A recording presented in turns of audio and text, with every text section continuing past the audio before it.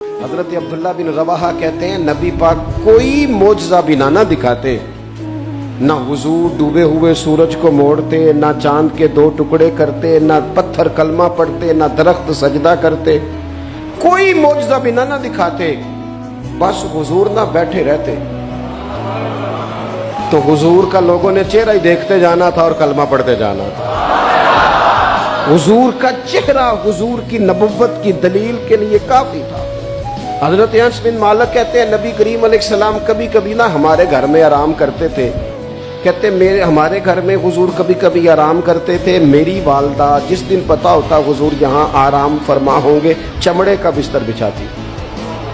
اب چمڑے کا بستر حضور کے لیے، فرماتے ہیں چمڑے کا بستر بچھتا، جب حضور آرام فرما ہوتے تو پسینہ بھی آتا، اور وہ پسینہ کبھی کبھی یہاں چمکتا۔ کہنے دو نا مجھے موک چند بدر شاشانی، اے جے متھے چمک دی لاٹ نورانی، کہ وہ کبھی کبھی پسینہ نہ حضور کے رخ نور پر چمکتا، بازوؤں پر چمکتا، پھر اس کے چند قطرے نہ وہ چمڑے کے بستر پر بھی گرتے۔ کہتے ہیں حضور اٹھ کے چلے جاتے تو میری اماں جلدی کرتی، وہ حضور کا سارا پسینہ سنبھال کے بوتل میں ڈالتی۔